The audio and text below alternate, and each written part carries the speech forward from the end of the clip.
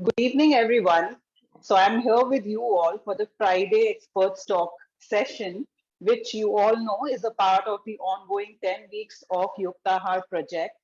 And today, I must say that it is one of the most special Friday session, only because of the special guest who is joining me. जिन्होंने भी किताब पढ़ी है मेरी किताब Yuktahaar the belly and brain diet they all know that I have always quoted words from Gita. I have been a student of Gita and Vedanta for a few years, and also the people who are following all my live sessions every day for the project, they often hear me quoting the teachings of Gita and Vedanta, and I always say that this is something that my teacher has said. This is something that my Gita teacher has, mentioned. So I've always spoken about my teacher at many, many places. And therefore, it is such an honor and such a pleasure for me to actually have him over for the Expert Talk series, because I firmly believe that good health is not only about eating superfoods or only, even exercising. There's so many things that happen in our real life, the problems that we have, everything affects our mental health, emotional health, physical health also. And therefore, I have personally seen that the teachings of Gita, when you have a teacher who can really teach you the essence of our ancient scriptures, they can really help you overcome a lot of these problems and also then add and bring more value to your health. My teacher, his name Shri Ravi Easwaran. I had the privilege of meeting him during one of the yoga teachers training course that I had attended down south at Madurai a few years back. And since then, I have been studying under him. He has been teaching Vedanta since quite a few years now. And he used to be an investment banker many years back. And as it happens, he just quit his high paying job for the true calling in his life, which is spirituality. And without any other further delay, I'll welcome Shri Ravi. Thank you, Munmun. It's a pleasure. Thank you, thank you, sir. Such a honor to have you here. You giving your time and presence to this. Um, Sir, so for Gita, I don't know how many people really study this, but I know a lot of people say कि गीता में हर एक problem का solution है. आप कुछ भी page खोलिए, आपको आपके प्रॉब्लम का सॉल्यूशन मिल जाएगा गीता में. This is something so standard that we often hear about Bhagwad Geeta. So today I thought that I should bring out these problems that usually a common people does face in today's time, and that of course then makes a person suffer not only mentally but also affects a person's physical health. And therefore I thought that this is one session that will be very, very useful, and I also hope that this inspires a few of my Instagram and social media followers to actually turn to studying the ancient scriptures. um, so, sir, the first question I would ask you is about career and money, because we all want money. We all want the fancy car or a big house and basically a stable, nice career. And also, this is an age of influencers, a lot of podcasters, social media self-help gurus are there. And as an audience, I've heard a lot of these people say, quote this one line from Gita, which says कि कर्म किए जा फल की इच्छा मत कर. And then they quote this line, and then they say that, oh God, this is not a philosophy that will work in our modern world, and you should not live by this philosophy, because how can you hustle if there is no desire for or there is no aim, or there is no desire for any fruit of your action? So how will you actually propel yourself to give your 100%? So my first question to you is basically, what is the truth? Because हमारे ancient scriptures में ऐसा होता है that everything gets misinterpreted. So please tell us what is the truth.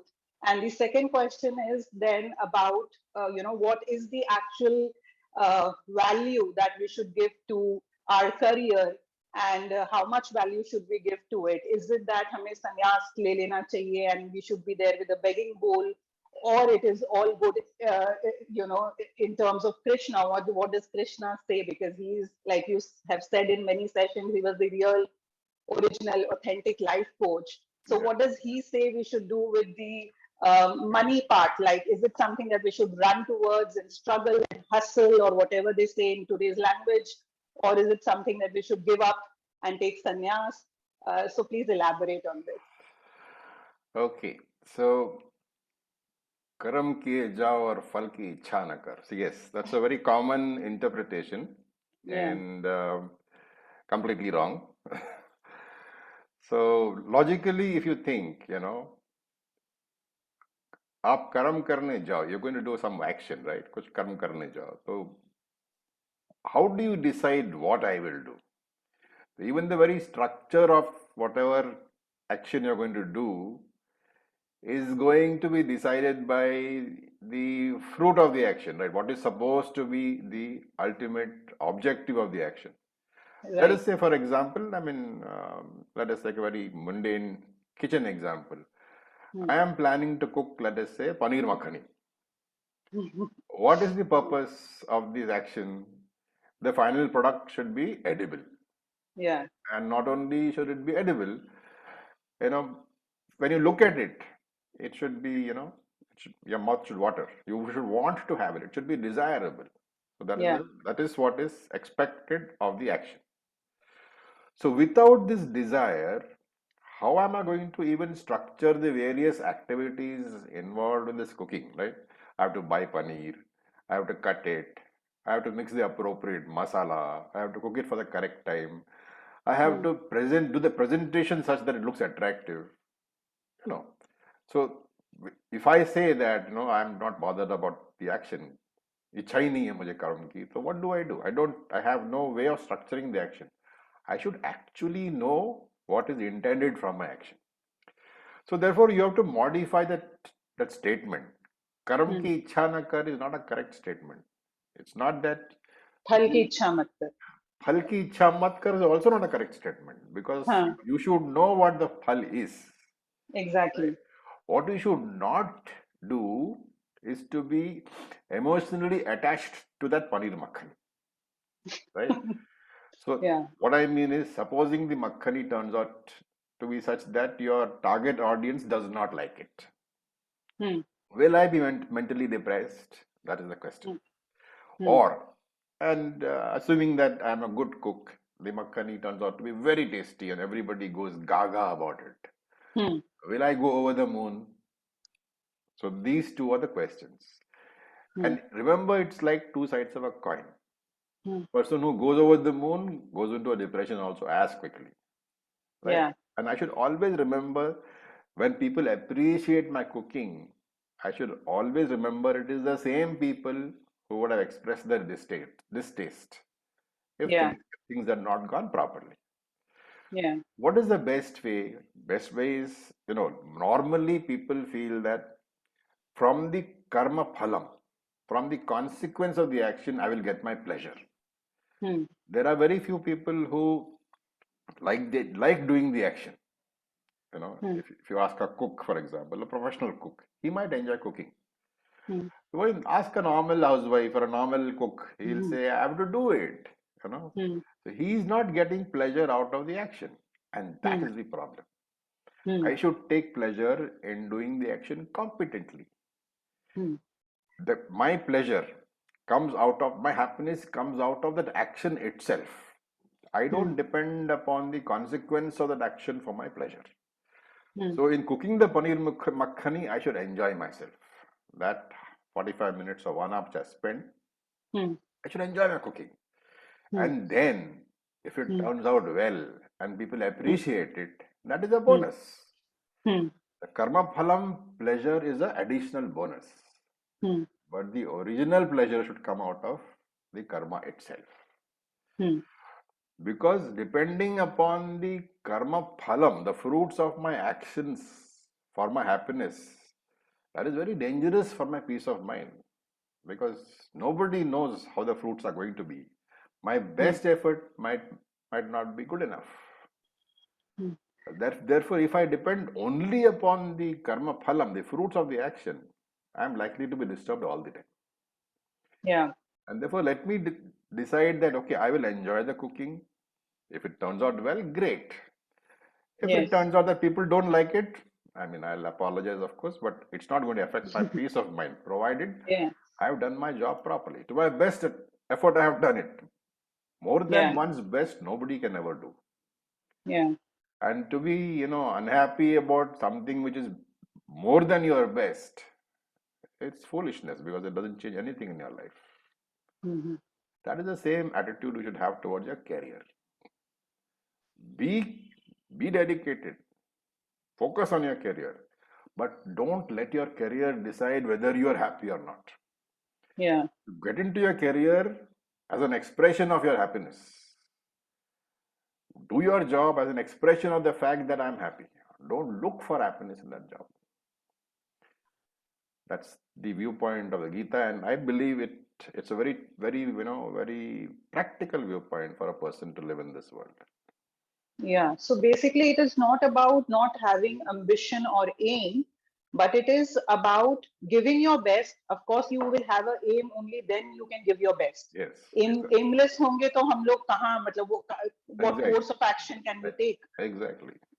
So give your best, have an aim. It's okay to be ambitious also, but उसके काम करने के बाद आपको क्या मिलता है, the fruit of your action, Yes, that should not disturb the peace of your mind. that should not disturb. So that's why people say, of course, this thing has been paraphrased into crude English, give your best, forget the rest. So, Yeah, yeah, it's not really representative, but yeah, good enough for immediate yeah, understanding. yeah. Yeah, and I remember Acharya during one of the classes, he had also mentioned about Lord Ram. When he got Vanvas, that time also his expression and his state of mind was Absolutely. as same as the time when he was declared as the going to be As the king. as for coronation time, exactly. And that is specifically mentioned in the Ramayana, Valmiki specifically mentions it. He says there was no difference in the facial expressions of Lord Ram. Yeah, That is samatvam, the ability to be the same under all circumstances. yeah. Yeah. So basically, you give your best, and after that, if you just don't think about कि मुझे क्या मिला ये Ah, करने से, exactly. oh God, मेरे सारे मेहनत को का फल क्या हुआ? Yeah, If we don't get into that zone, then at correct. least we can try to walk onto the footsteps of Lord Ram. See, and practically, like when you give your best, I mean, if you have Hmm. really given your best, see, Hmm. when you are doing an action and your mind is not really, bothered about will this turn out well or not, Hmm. then that part of your efficiency which would otherwise have been wasted in that worry, ये ठीक होगा कि नहीं ठीक होगा, Hmm. that part is also available for you to do your karma. And so you are Right. giving your 100%. And 100% action is very unlikely to be totally useless. So आपको कुछ तो मिलेगा ही. And in the Right. rare circumstance when it goes totally wrong, then you take TK next time. Right. Right. And so a lot of the extension of this question is that a lot of people feel that spirituality is all about, uh, being away from the material world. It is Being not. away from the being away from the material world exactly क्या है ये तो कोई elaborate नहीं करता है, but it's Uh, just these people who come and say, oh, it's being away from the material world, and if you're spiritual then you're not interested in any of the material things. So you tell us the right thing. See, generally there are there's a large variety of human beings are in the householder stage. Okay, they all have material objectives. They get married, they have children, they want to make money. Yeah. There's a very small percentage who are dedicated to the knowledge them itself. Like they don't want anything but knowledge. So Yeah. either they are sannyasis or they are mental renunciates. Right. That is okay. For those people, that is top priority. But those people are not under discussion because for those people, you don't need to say anything. They already Right. know what they are doing and they don't care about anything else. So it's okay. But for the majority of us, if you tell the normal man in the street that give up everything, Hmm. you will have no takers for the Gita. And Gita doesn't intend to be that. So Hmm. for it gives the example. Krishna himself gives the example of King Janaka. He was a very Yes. very wealthy king. He was powerful. He had a kingdom. He was ruling over the kingdom, and yet he was a jnani. Yet he Yes. was very spiritual. Yes. Spirituality just means that you be in this world, but don't let the world's actions affect you. In fact, there is a very beautiful statement in the Gita. That person is the best who does not let the world disturb him. At the Exactly. same time, he does not disturb the world. You know, Yeah. both should be true. But yet you give your best. You do your best. After that, whatever comes is my fate. Because it's not a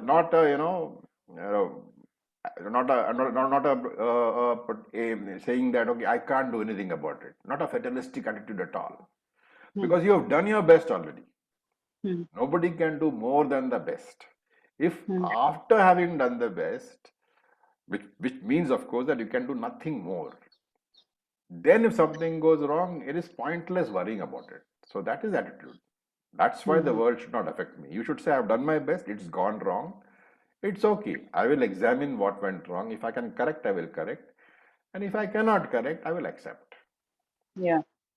Yeah. In fact, I will add, sir, that when the world stops affecting you, because the world is going to function in its own way. People are going to say good, bad, whatever they want, and we Absolutely. can't change them. But when we develop an immunity, like emotional independence, like you say, Yeah. so when we develop an immunity and we stop getting affected by the world, then actually I have seen personally that I'm able to invest more in terms of efficiency into my work. Yes, because you're that worry factor, it's not interfering with your efficiency. Yeah, The worry, the anger, the negative emotions, they are not there because your mind is calm. A calm yeah, mind is an asset right, all the time. In the worldly activities also, in spiritual activities also. right. Okay, so now moving from money and career, the second, I think, most important thing that bothers people are relationships. And Yeah. I'm talking about relationships with their loved, like the love interest, maybe spouse or a life partner or boyfriend, girlfriend, whatever they have or whatever they want to call. But I see, to be honest, I see that two people in a relationship, it could be a marriage or just a love interest, but I see people suffer a lot in relationships. Uh, I think they suffer more these days. I don't know if I sound very old when I say that, but I do feel that people suffer more these days. When on the contrary, there is so much people give, each other to each other these days. Like they celebrate Valentine's Day, they will have a proper, marriage proposal night, and they will call the person that, my better half, and he or she completes me, my soulmate, and so many things are there now which I have never seen my parents talk like this to each other. Mhm. So in spite of all this, there is a lot of suffering. I can even go to the extent to say that I've never seen till now a married couple who is truly happy. Let me say that, because in the office I get clients and they often tend to open up about their personal relationships, and why they tend to open up is because it is, I see that the reason why they're not able to keep up with their diet and health and whatever I advise them is most of the time they are so anxious because of what is going inside their house between the couples. So I want to know, what is Krishna's take on it? Again, is it like one extreme where people say that it's all about being a celibate, कि भाई ये सब चक्करों में मत पड़ो, just celebrate, being a celibate, or is it the other thing, like Krishna, does he believe in love? And also, like, what do you think is going wrong in today's generation, that people are just not happy, or I see a lot of messed up relationships? So what do you think is the reason? What is going wrong actually? You used a very interesting turn of phrase. You said that person completes me. You know, Yes. uh, I hear that a lot among youngsters, of course. And my thing is that when somebody says that person completes me, what is he actually saying? That I am That- incomplete, yeah, right? Now, supposing the boy says I'm incomplete, so he is looking for completeness from the other person. You ask correct. the girl, she will also say I'm incomplete. Yeah, So there are two incomplete people trying to complete each other, you know. yeah, So that is the problem. In my mm, view, we have been all conditioned to think that mm, relationships are absolutely essential for our happiness. mm, If you think if you think backwards from the time you were nearing adulthood, everybody mm. tells you this. Your parents, your friends, Yeah, yeah, The TV, yeah, all the messages aimed at you are that why don't you get married? Then you will be happy. That yeah, means yeah. unless you get married, unless you fall in love and have a relationship, you're not going to be happy. Mm, And that, in my view, is the precise reason why relationships go wrong. mm. You can't enter a relationship from a position of weakness. It's like any transaction. You wouldn't do a business transaction when you were weak. You would wait till you were strong. Why do you think this is very different? So Exactly. enter into a relationship from a position of strength. Meaning what? Relation should be based on love and not attachment. Mm, So when you enter into a relationship with the aim of achieving happiness out of it, what are you doing? You're admitting that you're not happy. Somebody else is required to give you happiness. and the responsibility is someone else's, not mine. Responsibility is not mine, it is somebody else's, as you say. Second, how long will such a relationship last? As long as the other person fulfills your expectations. And that is not a realistic expectation at all, that somebody will continue to make me happy all the time. The moment that the other person, fails to fulfill my expectations, the cracks will begin to show. Mm, So this relationship is based on what? Selfishness, basically. Where is the love in that? mm, We don't have any love there. We have attachment. That attachment is only because the other person is satisfying my needs. I mean, what can be more selfish than that? So there's no love in that.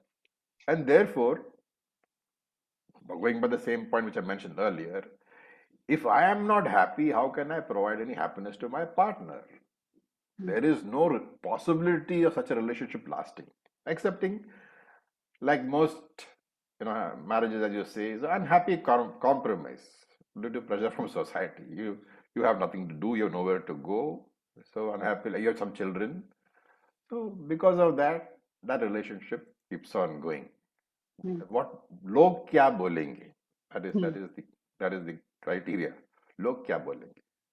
On the other hand, supposing you are a person who is basically and intrinsically happy, and you are not seeking to make yourself happy because you're already happy, mm, but you meet somebody with whom you like spending time, and if a person who's intrinsically happy, he will obviously gravitate towards somebody who is like himself. So there are two people who are basically happy.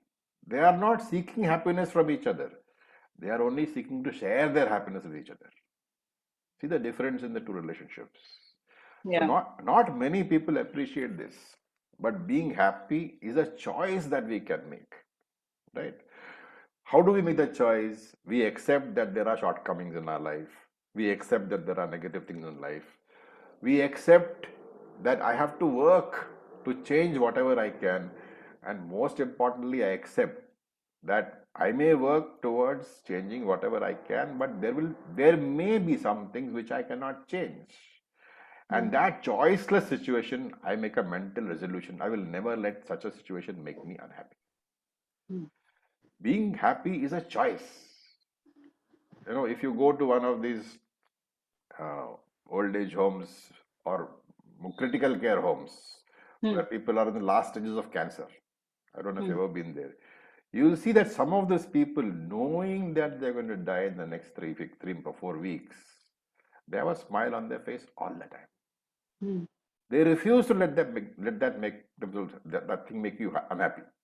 yeah. They know it is there. They know it cannot be changed. They have accepted that choiceless situation. They say, okay, I've got 3 weeks. At least let me be happy in those 3 weeks. So if that can be done at that stage of life, why can't we do it? Mm. When because of the God's grace, we have most things going for us. Our unhappiness is only a thing in our mind. Let us Mm. change that. And practically, yes, yoga and meditation helps a lot in this direction. People Yes. who do asana practice regularly, who do meditation practice regularly, and my experience, and of course your experience also, is that people who have exposure to scriptures like Bhagavad Yes. Gita, they generally turn out to be more happy.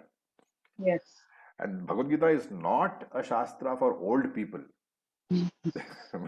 People say, Bhagavad Gita padhte ho? Arey, wait till you retire. You know, Yeah. that's not true at all. The essence of it, if taught to young people, will help them live their lives very comfortably, very, very Yes. comfortably. And as I Yes. said, those lives will be such lives that they don't disturb the world and they are not disturbed by the world. They are blessed lives. That Mm. itself is sufficient to want you to study the Bhagavad Gita. Now, the scriptures Yes. are not religious books. It's a manual of life, how to live your life. Just Yes. like you buy a refrigerator, you get a manual saying how do you best make use of that refrigerator. Gita is a manual, how do you best make use of your life. Yes. So that's what I have to say Yes. about that. So, Acharya, I want you to elaborate a little more on this. Like, I know we have covered many classes, but for the people who are listening, the practical terms, what is the difference between love and attachment? Like when you say, like in the classes, you have mentioned many times that love is unconditional Yeah, and attachment is conditional. Like you explain now also, ki if I'm having expectations, therefore I say that I love that person till the time that person is fulfilling my expectations. So correct, that is conditional. correct. The unconditional love, like you have explained in the classes, is like what a mother has towards a young baby who's just Towards a born. young baby, correct. So, irrespective of what the baby kicks the mother or whatever the baby does, the mother will continue feeding and taking care of the child, Yeah. which is completely unconditional, and that is what is love. And but Acharya, I have this one thing which I feel a lot of people have in their minds: is unconditional love also about unconditional tolerance? Which means that is it okay for us to accept how my partner is treating me? Is it okay to be just unconditionally tolerant to his or her behavior? That's a very good question. Actually, it's not. There is no need to take, rubbish from a partner. You know, that is not that is, Krishna never says, let people walk over you. Yes, Bhagavad Gita has never taught, be a doormat. yes, You have to express what you want clearly, right? And you can take decisions. If you find that whoever you are staying with, in spite of being told, he doesn't change his behavior, or he continues in the same disruptive behavior, there is no need for you to stay in that relationship. That yeah, strength of mind was not there in the old days, but yes, that strength of mind is there today. mm, The only thing, it should be taken for the right reasons, you know yeah, not just like, I'll tell you one incident. I was in a friend's office when in Trivandrum some time back. mm, He is a divorce lawyer. Okay, so I was sitting with him, and this young mm, girl came, and she was generally started talking about the fact that she wanted to get divorced. So after some discussion, he asked her, "What is the basic reason, mm. for which you want to get divorced?" So she said, "There is no spark." Yeah, I remember you telling this So, in yeah, one of the class also. That's why I began to smile even before you you started. know, and this fellow tells me, how am I supposed to draft a petition saying that she has no spark in her life? Yeah. So there should be a valid reason, you know, Yeah. and that valid reason, you should try to first of all solve it by talking, by discussing, by going to counseling. And if at all after that doesn't work, then it's okay. Then you need to get out of the relationship. A toxic relationship is no good for either of the people. Exactly. It's difficult to get out, but once having got out, you will feel better. Yeah. Yeah. It's not easy to take the decision in today's world, but it has to be done. Yeah, and it's only for the better, I think, for Yes, the person, first of all, for the person only. फिर उनके आजू बाजू जितने लोग हैं उनके लिए भी अच्छा है, because exactly. And I think the toxic. especially if the child is there, no, the child doesn't need Yeah, exposure to that daily screaming and shouting. We should be yeah, out of that. yeah. Okay. So Acharya, my third question is about health. You know my job. You know what Yeah, I do. yeah. So tell this. I give out this tips and advice and everything. But at the end of the day, I will say that more or less people know that a bottle of Coke is a junk. People know that I should not be having a samosa every day at least. Yeah. People know कि हाँ जैसे like we spoke about yoga right now, people know that yoga is good. It's not a revelation that I make going live on Instagram every day. Even sleep, exercise, everything, the basic things I think people know. Yeah. But like जैसा दुर्योधन ने एक बार कहा था कि मुझे पता है पर मैं कर नहीं पाता हूँ. So I Exactly. think similar is the situation for most of us, where we know everything, but we are unable to bridge this gap which is there between knowing and actually doing. So we make resolutions every December, first week of January, and we feel that we are going to move mountains, but हम कुछ भी नहीं कर कुछ पाते हैं. कुछ नहीं कर पाते हो.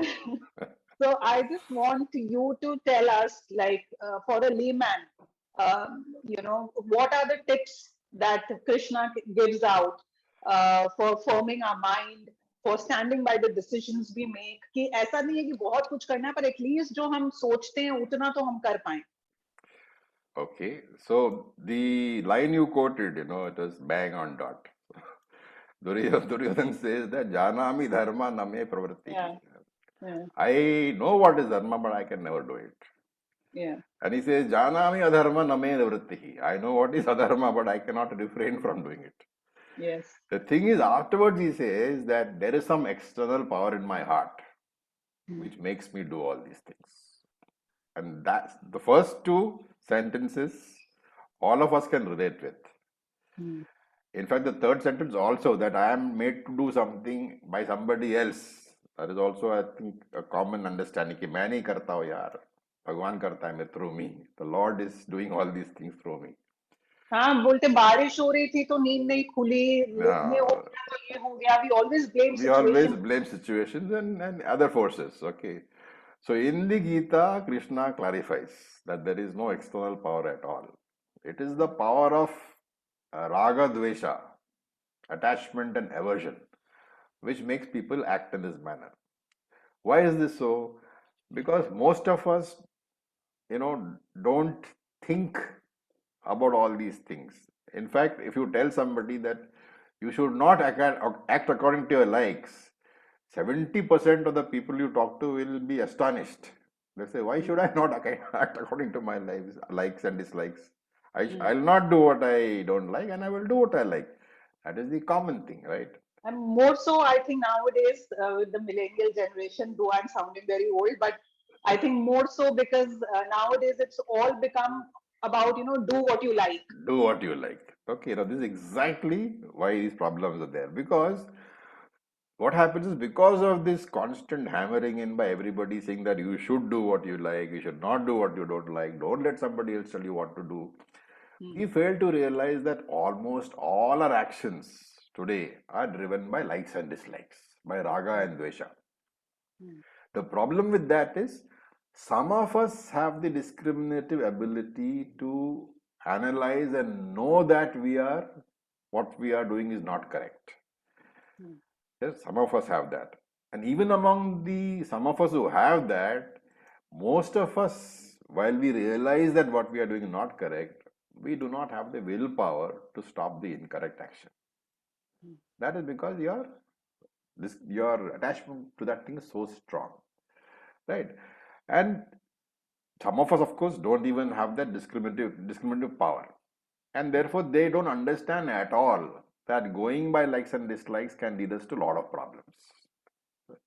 Some of us understand, but still we can't stop. And that's the Duryodhana type. It's not that he didn't know, but knowing that, he didn't have the willpower to stop. So here the critical ability is the willpower. And willpower is like any other skill, if you want to put it very crudely. You have to develop it. It's not that if somebody is born with a very strong will. He develops it. He realizes the value of having a strong will and he develops it. And how do you develop it? There are so many things in our scriptures. You have the Monday fast, you have the Thursday fast, all these things. What are they meant for? Fast once, grow your beard for a selected period of time. They are not meant to torture you. They are meant to strengthen the mind. But one very simple way I'll tell you. So let us say that I like 5 cups of coffee every day. And I've been doing that for 20 years. If somebody tells you that don't drink so much coffee, you're likely to shrug it off. But if some well-wisher tells you, okay, yaar, you do one thing, aap band mat karo, don't stop it. But from tomorrow onwards, what you do is, you have 5 cups on Monday, Wednesday, Friday, Sunday. Other 3 days, you have 4 cups. Right. So that looks doable, right? It's not terrible. So I start with that. Krishna says, Shanai, Shanai, little by little only you should do. You don't have the capacity to do it completely. Then you decrease that quantity to 4 daily. Then 4 on Monday, Wednesday, Friday, 3 on the other 3 days, and so on. It's like muscle training. You need to train the willpower even when there is no demand on it. So the time will come when I can tell my mind, sorry, I know you want coffee, but for the next whole week, I'm not giving you coffee. And when you can do that, and I'll tell the mind also, stop bothering me from Monday to Friday or Monday to Sunday. Maybe next Monday I'll give you one extra cup. So these sort of things you can do. Very small, very tiny, but very effective. It seems like some restraint on my freedom. But when I start succeeding, I will realize that true freedom is not this kind of freedom of to do what I want. But true freedom consists in not doing what I want to do and in doing what I don't like to do. If you can do that without disturbance to your mind, that is true freedom. Yes. Therefore, I need to start analyzing the value of whatever habits I am trying to break. Until I see the value of that, I will not make effort. So let me take some habit which I'm trying to break and see, is there a value in being free from that habit? And then start work habit by habit. Take the worst habit, start work with that. When that is broken, you will realize that yes, I can do it. Take the next habit, start work with that. And slowly you will see that your mind will become like a well-trained dog. You tell it to sit, it will sit. You tell it to stand, it will stand. When that happens, you are free. You will no longer be doing things based on likes and dislikes. Yeah. Yeah. So also, sir, like how you have taught us, like in the class, it also helps, I feel, uh, to be able to look at your mind objectively. Yes. Like when you see, like initially you used to tell us that we often say, I am angry. Instead of saying I am angry, you say that my mind is in Angry. anger today. Yes, exactly. So it's like how you have a watch in your hand. You don't say I am the watch. Exactly. You say I'm wearing my watch. So similarly, you are carrying your mind, but you are not the mind. You are not the And man. and then when you can objectively start looking at how your mind is functioning, what are the thoughts, then only I think you can sit and analyze and you can negotiate with your mind and you Yes. can tell, this is not done, I'm not doing this, I'm doing this. I Absolutely. think, I Absolutely. think, You see, if you look at the way we think, whole time we are entering into dialogue with the mind only. The mind is chattering all the time. So that dialogue, we make it constructive in the manner that you said. For that, you need to need to figure out the separation between you and your mind. Once you Absolutely. know that I and my mind are not identical objects, then you can say, I'm not going to do this. Like the mind wants to be angry, let it be angry. Yeah. I know. You want to throw a fit, it's fine by me, but I'm not going to do this. Yes. So you treat Yes. it like a reluctant child, and after some time, it'll be disciplined, Yeah. It will become like an obedient child like an later. obedient child. Okay. So the last thing I wanted to ask, like we spoke about these things, raga, dvesha, likes, dislikes, where, we are actually, I feel, with so many of these podcasters and motivational gurus on social media nowadays. And everyone says that, admire yourself, love yourself, and everything is in the name of self-love. You know, be proud of what you have done. So, everything is so much noise, and everyone is like only talking about self love these days. And then I, see people posting pictures where they are, drowning themselves into a bottle of wine, for example, and they'll call it self love or a, Yeah, weekend self love or whatever they want. Or somebody not taking care of the elders in the house if they are sick, if they need them, but just going out for a drive and then posting pictures saying that it's their me time and relaxation time and self love. Many examples I can give. yeah. uh, Also, on the other hand, there are people who feel so completely inadequate of themselves that because of this inadequacy they fall into a lot of troubles. Like how we explained, like about love, like when you were explaining, it's because of the sense of feeling incomplete, which Yeah. is not going to help if you just give somebody else the responsibility of making you feel adequate. So on the other hand, we also have people like that who completely feel that they are incomplete, inadequate, and that doesn't help either. And this situation where people feel too much about themselves and their likes and their dislikes, forgetting that line, that thin line which is there, that you got to do what is right. I remember that, through I'm most of the karma yoga lessons, the essence in the class was this, that you do what is right. You don't do what you like, but what is right. So, of course, you do what you like if it is right. Yeah, Then there is no problem. yeah. Uh, so I want us to know what is your view on it. Like, where is this thin line disappearing these days, or what is self love? Okay, I think these kind of gurus, they appeal to a lot of people, right? Yeah. Because especially a large amount of people follow these kind of self-help gurus, and largely, if you look at the people who go after such gurus, you'll find that they are people who have found themselves tied down and Mm, unable to do what they really want to do. Could be many reasons: demanding parents, demanding spouses, a lot of children, family circumstances, right? mm, So you can blame anybody.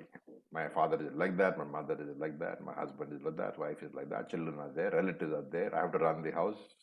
It's possible. That kind of analysis is possible. But if you sit down and do an honest analysis, you will find that the entire thing boils down to you're not having the strength to say no. You don't have to do it rudely, be gently assertive, but be assertive.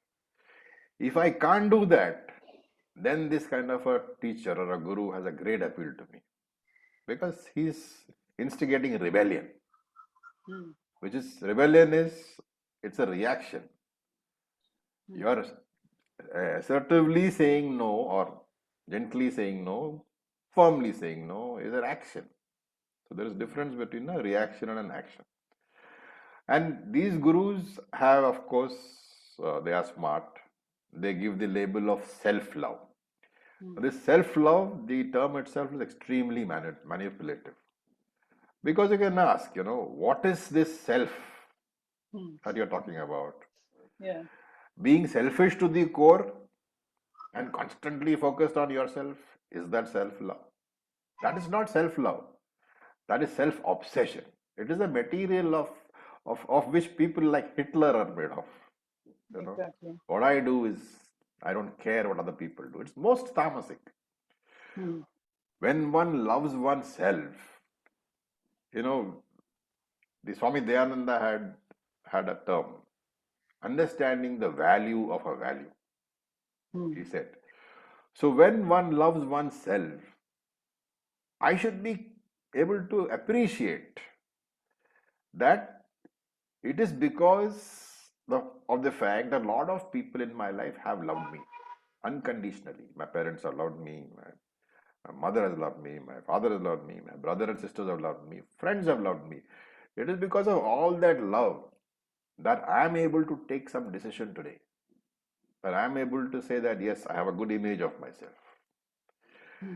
And in return for that love and care, I have a duty, right, to love and care in return. Hmm. So I'm not saying that you should abandon everything, sit at home and look after ill people or parents all the time without doing anything else. But the reverse is also true. It's not that I do only what I want to do.